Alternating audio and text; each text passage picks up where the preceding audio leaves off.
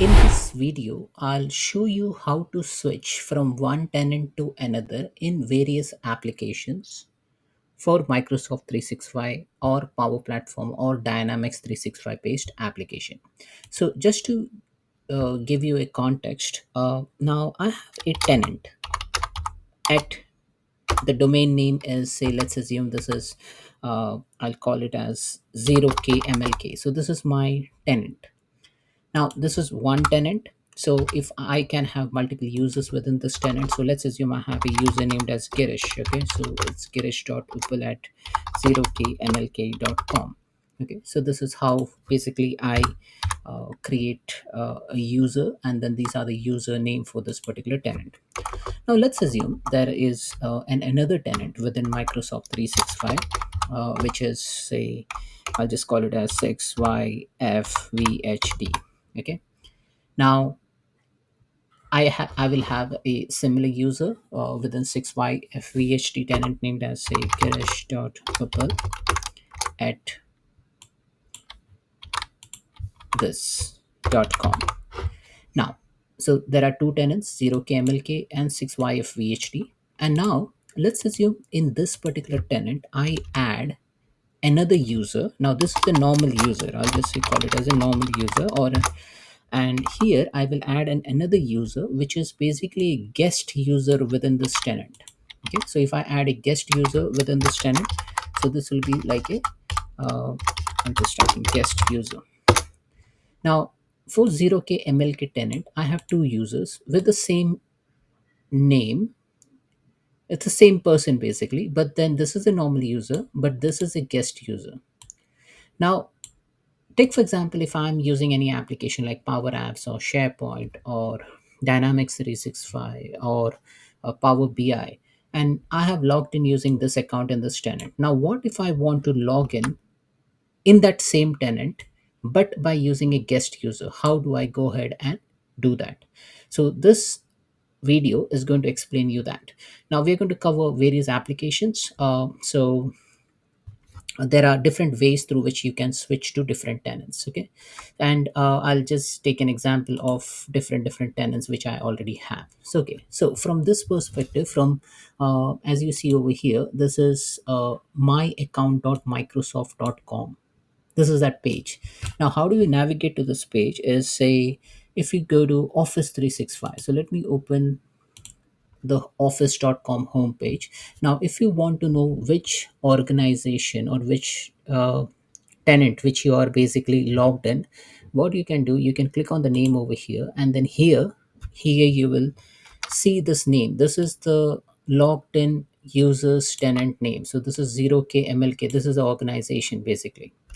Now if you want to see whether which all organization you are associated with, you can click on view account, and then once you click on view account, you should be able to go into organization, which is again the same page, myaccount.microsoft.com, and then here you will see all the organization you have collaborated with. So I have collaborated with Girish Inc for this particular tenant. Similarly, if I navigate to, say, other tenant, so this is another tenant which I have. Let me navigate to M365, which is basically office.com. And then from here, I should be able to see which tenant I have been associated with. So I'll just click over here in my name, and here you can see it is Giri Labs. Now if I click on view account, and if I navigate to organization, then I should be able to see the organization which I'm associated with. It's quite possible that you may not be associated with any organization. Now, as you see over here, it says, oh, this is Giri Labs. This is the tenant which is currently there, which you are signed in, but you are also associated with 0k mlk. Now, what does that mean is, if I navigate to the admin center, and if I navigate to the users, active users over here, as you see over here, I have a user named as Girish, right? So this is the user of this particular tenant, which is girilabs dot on microsoft.com. But now you will see a guest user as well. this is Giri demo guest user. Now, why you see the second record over here is because you have added the other users within your tenant as well as a guest user. Now, this is a different user, 6YFVHD. Uh, but if you go to admin center in another tenant, then you should be able to see. We close this. Yep. Now, as you see over here, there are a couple of Girish over here. This is the actual user for this particular tenant, and this is a guest user. And as you see over here, as it's a guest user, that's why you are able to see the users over here, right? So you see 0KMLK is the other organization you are collaborating with. Now, how to switch between different applications? So that's the main point. So for that, what you need to do is like you need to navigate to say any application. So take for example, if I'm in make.powerapps.com, and let me open this application. So let me just show you the home page. So I'll just click on leave.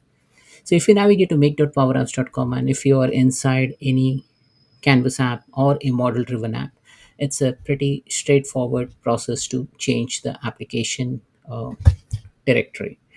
Now, there are a couple of applications. So as you see over here, there's a model driven app and then there is a Canvas app. So if I just click on edit Canvas app, so then it will open the Canvas app. Similarly, I have already opened model driven app. So as you see over here, this is one of the model driven app, and the Canvas app is loading over here. Now, as this Canvas model driven app is opened, what I can do is I have various options to navigate to the directory. So you see settings over here. So in this settings, you have Power Apps settings. So if you click on Power Apps settings, if you navigate to directories, then here you will see this current directory which you're logged in, and the other directory which you can switch to. So if you click on switch, you should be able to switch on to that different directory. And if you have a license attached to that guest user, you should be able to edit the Canvas app as well. Okay, so this is for Power Apps. Similarly, for Power Apps Canvas app, you can do the same thing. So let it load. I'll show you in a moment. Now, second one, if you navigate to Power BI, so app.powerbi.com. If you are in, if you open the Power BI application, now in Power BI application, it is a bit different. You need to again click on the username on the right hand side, the tile basically. So if you click on your profile picture over here, there is an option to switch your tenant. So if you click on switch over here, then you should be able to select which other tenant you are associated with it. Okay, so you will see that something in the drop down format. So currently it says select from the options below, and then you should be able to switch back. Let me again go into a different tenant, and let me see if I have Power BI application. So let me open Power BI dot Microsoft or app.powerbi.com.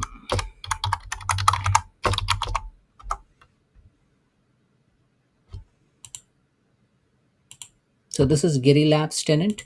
Now again, I will open Power BI in a different tenant as well, another tenant. So this is again in another tenant. So let me open it in different tenants. So I'm showing you in different tenants is because I just want to show you how it looks in different tenant if the guest user is attached to that particular tenant. So once this Power App loads, the Power BI loads, then you click on the profile icon over here, and there will be a button to basically switch. Now as you see over here, this tenant name is MSFT. If I click on switch over here, then I will get an option over here to select from the options below. So now as this tenant is connected with Giri Labs tenant, and that's why you are able to see that. So that means this is how you can switch in Power BI application.